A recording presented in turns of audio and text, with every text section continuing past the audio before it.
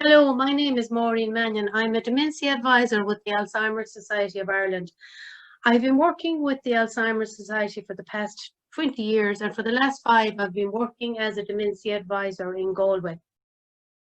And I'm here today, I'm going to tell you a little bit about the Alzheimer Society of Ireland. I'm going to give you some information on dementia itself and some information on the supports and services available. Just an overview about the Society. The Alzheimer Society of Ireland, it works across the country in the heart of local communities, providing dementia-specific services and supports, and advocating for the rights and needs of all people living with dementia, their carers and families. And the need for our service is ever growing because the number of people with dementia continues to rise. And our vision in the Alzheimer Society of Ireland is that no one goes through dementia alone. We are present in 26 counties and we work from 3 centres of operation. We are continually developing services and supports to accompany people along their journey with dementia. And we do recognise that in some counties we are further developed than others, and we are committed to identifying gaps and to filling them. And we are always in constant consultation with the HSE at local and national level, working to identify new resources and to expand existing services and to develop new ones. At the moment in Ireland today, there are over 64,000 people currently living with dementia. And that is based on the last census. And it is likely that we all know somebody because everybody has been affected, either directly or indirectly. And it could be a relation, could be a neighbour, could be a friend. And over 4,000 people with dementia are actually under the age of 65. And every year there are 11,000 new cases of dementia. 30 people will be diagnosed with dementia today. And the number of people with the condition will more than double in the next 25 years. And the impact of dementia, as you can see there, the vast majority of people with dementia are primarily cared for by a family member. And there are approximately 50,000 family carers of people with dementia in Ireland. And dementia does not just impact on the person diagnosed, because for every one person diagnosed with dementia, 3 other close family members are directly affected. And it has a real and significant impact on entire families. And they often struggle to understand the changes that dementia brings, and they struggle to know what to do. Many people have an image in their mind of what dementia looks like, and it can often be a very bleak. It can be very surprising to learn that many people with dementia continue to live well and stay involved in their community with the right services and supports. There are over 500 people in Ireland whose families have been impacted by dementia. And caring for somebody with dementia, it can be a long and emotional journey, but with the proper supports, it can be a rewarding one too. The majority of people with dementia, they live at home and they're part of our local communities. However, many feel isolated, particularly when diagnosed with early stage dementia. And the need for information and connecting with people who understand dementia is very high. Because people with dementia often struggle to cope with changes and symptoms. They want to continue to do the things they've always done, but they often withdraw because they feel less confident and they're at a loss as to know how to adjust and cope. Dementia is not caused by aging, and it is not part of the aging process. While it is known that age is a risk factor, developing dementia is not an inevitable part of aging. And many people do not develop dementia at any age. Dementia is not a normal part of the aging process. Many people live long into their older years and they never experience any signs or symptoms of dementia. However, age is the main risk factor. so the prevalence increases with age. So I'll just tell you a little bit about dementia. Dementia is an umbrella term used to describe a group of conditions that cause damage to the brain cells. The damage affects how we think, remember, communicate, and carry out our everyday tasks. It is a progressive and irreversible condition that can affect mood and personality. And there are different types of dementia. Alzheimer's disease being the most common type. Vascular dementia, the second most common type, and we also have Lewy body dementia and frontal temporal dementia. And each person's experience with dementia is unique. Different types of dementia can lead to different experiences and problems for the individual. And not every person will experience all the symptoms and problems linked to their type of dementia. Some people will experience a mix of two types of dementia. And currently there is no cure for dementia, but growing scientific evidence indicates that by keeping your brain, body and heart healthy, you can reduce your risk of developing dementia. And just to tell you a little bit about the different types of dementia. Alzheimer's is the most common form of dementia, accounting for 50 to 60% of all cases. It is a progressive neurological condition characterized by the buildup of plaques in the brain. And unfortunately, the damage is irreversible. It generally affects the hippocampus area and it plays a key role in the formation of new memories. Vascular dementia then is the second most common type. It occurs when the blood supply to the brain is damaged. There are two types, one is caused by strokes and the other by small blood vessel damage. The progression is often described as happening in a stepwise direction rather than gradual changes which occur with Alzheimer's. A person may have difficulty concentrating and communicating, or there may be memory problems which may not be the first symptom. Then you have frontal, this is a rare type of dementia. And during the early stages, a person's memory may be fine, but their personality, behavior, and language skills can change. They may have loss of insight, and so the person may say and do things at the wrong time and in the wrong place. The progression of this dementia is unpredictable, and in later stages, symptoms are similar to those of Alzheimer's disease. Then you have Lewy body. Lewy body shares characteristics with both Alzheimer's disease and Parkinson's. Again, it is a buildup of protein in the brain. The signs and symptoms of Alzheimer's disease, they will have signs and symptoms of Alzheimer's disease and may also experience muscle stiffness or trembling of the limbs. And the person may also experience hallucinations. So then we have the risk factors. Our lifestyle choices affect our risk of developing dementia. And as we can see there from the slide, women are more likely to develop dementia than men. And the reason for this are still unclear. But there is mounting evidence that our lifestyle can impact our chances of developing dementia. And thankfully, we can make changes to our lifestyle and so reduce our risk. And the area that can impact our risk of developing dementia also impacts our risk of developing many types of illness. For example, a person's risk of developing vascular dementia is affected by midlife high blood pressure, high blood cholesterol levels, stroke, diabetes, and heart problems. Again, you have the risk factors. As you can see there from the slide, people in the age group of 60 to 64, 1.3% of the population is the prevalence rate there, whereas people in their 90s, you'd have 41.5% of the population would have dementia. Again, other risk factors, genetics would be the first one there. And the role of genetics in the development of dementia is not yet fully understood.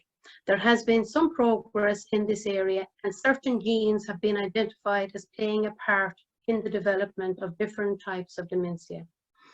There are some rare forms of dementia that can be passed on from generation to generation, and it is important to know that these genetic factors only cause the condition in a very small number of families. And one such is familial Alzheimer's. This is a very rare form of dementia, and it affects younger people and can result in people in their 30s and 40s developing the condition. Other risk factors there would be medical history like blood pressure, cholesterol, lifestyle, diet, alcohol, exercise, smoking, reduced social activity. We often find as we get older, we may not be as active as we were when we were younger.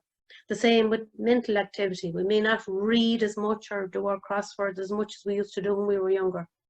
Stress can also be a risk factor, or depression. And we can keep our brains healthy by pushing them with puzzles, challenging it to figure out new things, stimulating it by connecting socially with others and being involved socially, eating good food, taking regular exercise, and regular health checks like cholesterol and blood sugar levels. Some early warning signs would be memory loss, getting stuck for words, problems with communication, difficulty completing tasks that a person might be well able to do their job before and now they're finding it very difficult, and following conversation. Changes in mood and behaviour, confusion with time and maybe getting lost in familiar places, lack of motivation to do the things they normally were interested in doing, and difficulty in following TV programs or reading, and difficulty managing money and everyday tasks. Then at moderate stages, a person might be repeating, asking the same questions over and over, increased confusion about recent events, forgetting details of their life like their address and their phone number, poor judgment about their health, thinking that they're fine, there's nothing wrong with them, poor judgment about finances and safety, trouble putting on their clothes, and the person may believe things to be real when they're not real to us, like maybe a program on the television. They might believe it to be real and we know it's not real. Sometimes they may suspect a person of lying or cheating or stealing from them, or they can become anxious or irritable, or they may present with sleeping difficulties and could wander. Later stages then, a person may no longer remember their life history, their physical abilities may be affected, they may have trouble controlling their bladder and bowel, and they may not recognise family members, and they will need 24-hour assistance. So for a diagnosis, if you are worried, the first port of call really is through your GP, where a history is taken and an assessment completed. And if other causes are ruled out, the GP may do a mini mental test. And if the score is low, the GP will refer you to a specialist like a neurologist or a memory clinic for further assessment like an MRI or a CT scan for a diagnosis, type of dementia, or maybe not. Again, the GP needs to rule out other causes for your symptoms. For example, it could be stress and anxiety following a bereavement, maybe. It could be urinary tract infection and other infections, the side effects of medication, thyroid disorders, vitamin deficiency, or long-term overuse of alcohol. Treatments. As we know, there's no cure, unfortunately, at present. Medications may slow down the process for some and ease symptoms. There's also communication and behavioural therapy can help. And 5 ways to live well with dementia. First of all, to understand dementia, talk about it, keep active, connect with supports and services, and plan for the future. So in order to understand dementia, you need to talk to our health professional or call your Dementia Adviser. We also have a national helpline on 1800 341 341. We have loads of publications, and there are some of the examples of our publications on our website under resources and fact sheets. You have first steps after diagnosis. You have one there for planning for the future, practical tips. I have dementia. There's all sorts of resources on our website. And talk about it. These are just two people that are involved with our dementia working group. And this man has said here, talk about it, it's not that bad. You know, he said people are embarrassed about what to say to you.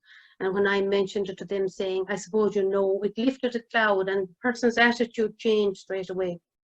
And this other man here said, you know, best to get it off your chest and not be hiding it and get a normal conversation going. Again, connecting with with supports and services. And I suppose here we're talking about support groups.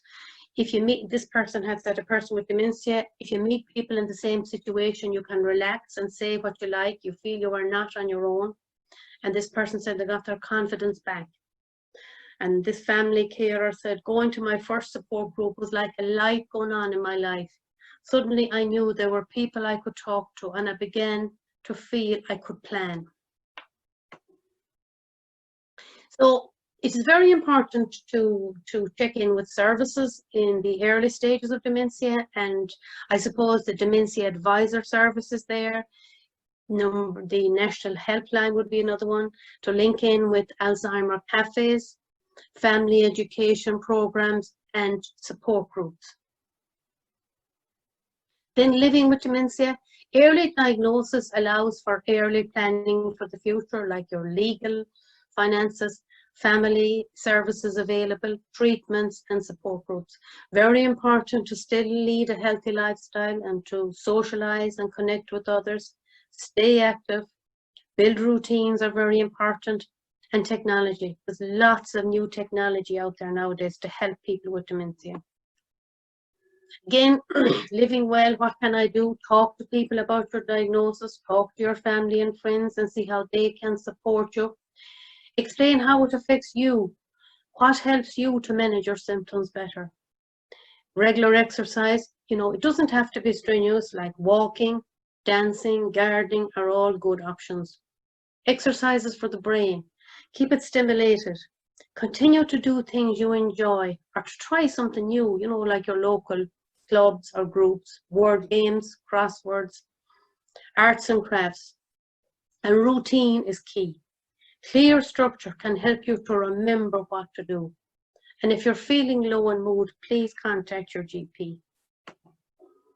Again, it's just a bit about staying healthy, eat a healthy, balanced diet, regular checks with the GP, blood pressure and cholesterol.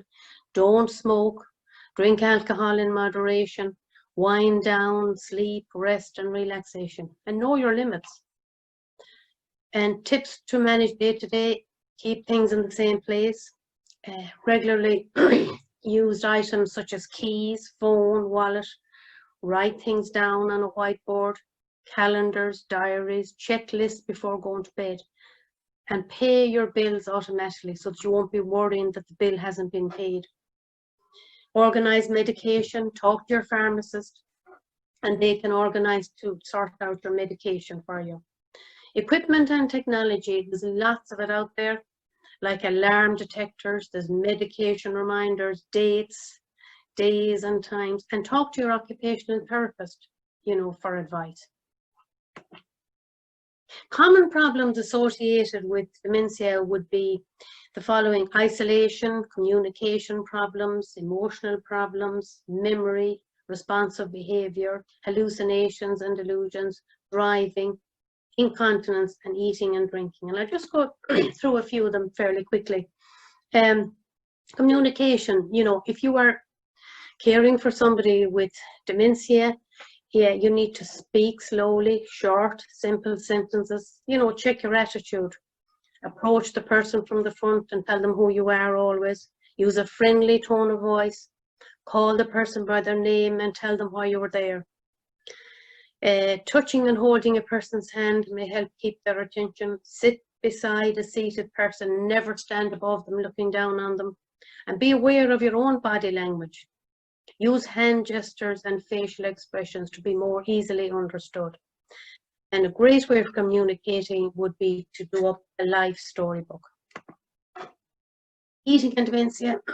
A person with dementia may experience an altered sense of taste and smell, and the ability to interpret sensations such as hunger, thirst, and fullness may be reduced or lost. Distraction and not understanding that food is to be eaten may impair nutrition as well, and a person may lose appetite or start overeating. Incontinence is reported to be the most problematic symptom to manage by family carers. It is the most thing that contributes to carer burden and stress. And it's the most reason why admission to residential care happens, so early on. And people with dementia may develop behavioural and psychological behaviours which can manifest in inappropriate toileting behaviours as well. So, responsive behaviour. People with dementia may develop behavioural and psychological symptoms like behaviour in dementia, such as agitation, aggression, maybe wandering, shouting, repeated questions. And again, we have to remember, this doesn't happen all the time. They may have sleep disturbance, depression, and psychosis. And this can occur at any stage of the illness, but particularly in the middle and late stages. And we need to identify if a person has responsive behaviours. There may be a cause for all this. It could be unfamiliar environment, changes in the routine, unmet need like pain or dehydration. The person mightn't be able to explain to you what's wrong with them or understand what's wrong. The person may feel frightened. They may feel frustrated.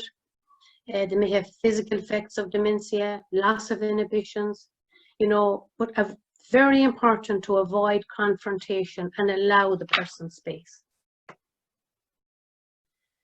Again, when you are looking after somebody with dementia, it is very important to see the person first. Because dementia is not necessarily a defining aspect of life, and life does not stop when dementia starts. So let's convey that in the language we use. And this is Kathy. She was only in her 50s when she developed dementia, and she found that people used to avoid her because they just didn't know what to say to her. She's part of our dementia working group, and she's saying here, don't avoid me just because you don't know what to say to me. Language is a very important, very powerful tool. What we say and the language we use when dealing with people with dementia. This is the national campaign, the Understand Together campaign that was launched by the HSE some years ago to help people with dementia. And again, asking for help. It may sound simple, but I will ask for help before my problem gets out of control, because it's very important to ask for help early on before it's too late. And these are just some of the services in Galway. In normal circumstances, pre-COVID. At the moment, some of these services are not running. Services still there. Our daycare is not running at the moment, but we're running daycare at home, which is brilliant. We had a COGS club, we had a counselling service, a certain amount of respite. We still have family carer training online. We have an Alzheimer cafe online, and we have a support group online. And again, for any of these services, if you want to get into our website on www.alzheimer.ie. So I'm the Dementia Adviser for Galway, and I suppose I'm the first point of contact for the Alzheimer Society in Galway. The Dementia Adviser service is a free and confidential information and signposting service. We work with people who are in the process of getting a diagnosis, who are recently diagnosed, or who have been living with dementia for years. The advisor will then be a named contact who can be available to the person or family at key times during their journey with dementia where they may be needed. And I can meet, in normal circumstances, I can meet people in their own homes, or I can meet them in the office, or I can meet up with them at an agreed location. And we deal with all types of dementia. We talk to the family about the progression of the illness, you know, tips for living well day to day, strategies for coping with changes. People may have issues around driving. They're not sure, you know, whether they should be driving or what are they, what they should be doing. Legal and financial planning, very important. Again, as I said before, there's loads of assistive technology out there to help people in early stages. And I will also signpost people to local supports and services through all stages. And I will tell people about the financial supports and entitlements that they're entitled to as well. So we work in partnership with existing supports and services, and we take referrals from GP practices, from the psychiatry of old age team, from primary care teams, public health nurses, social workers, members of the public. And this is our national helpline on 1800 341 341. It's open from Monday to Friday, 10 to 5, and on Saturday from 10 to 4. And again, I'm Maureen Mannion, and that's my number there, 086 821 1540, or I can be contacted on email at maureen.mannion@alzheimer.ie, and I'm based in Bungalow 1, Kilcornan, Claredon Bridge, County Galway. Thank you very much.